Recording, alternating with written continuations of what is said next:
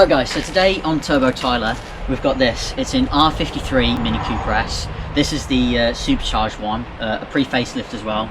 Very similar to the car I had, but mine was a 06 post-facelift. So let's talk about the mods and then we'll go out for a drive.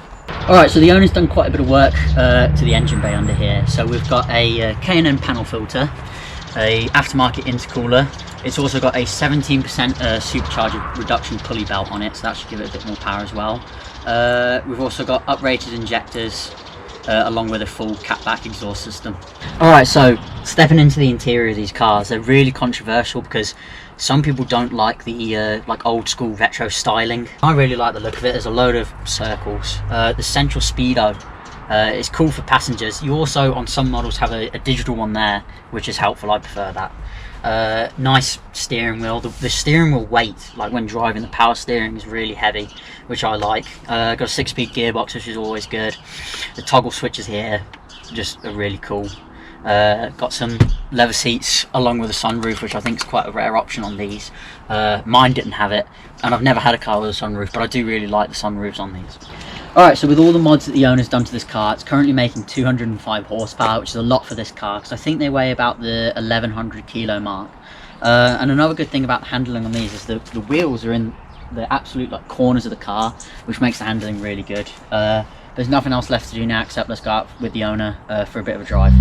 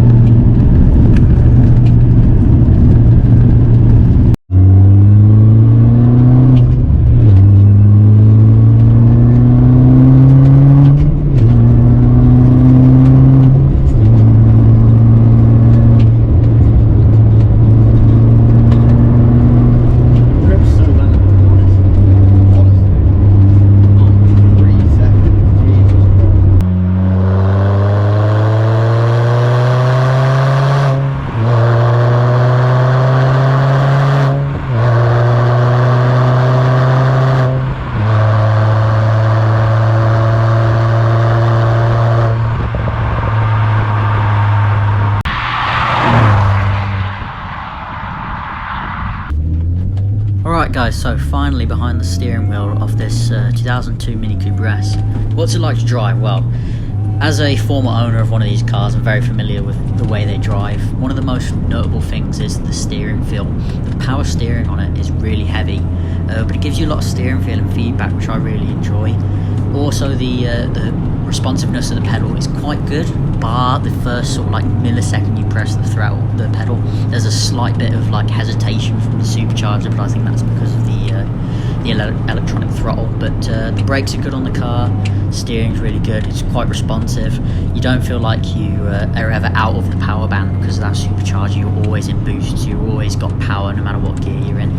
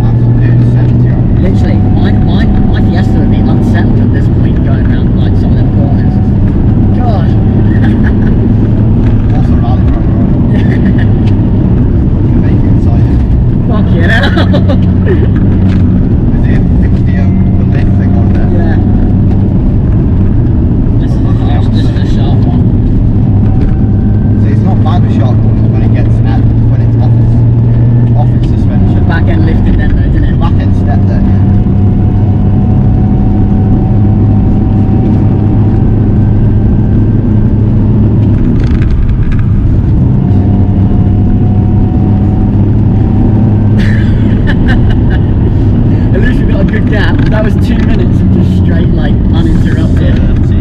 God.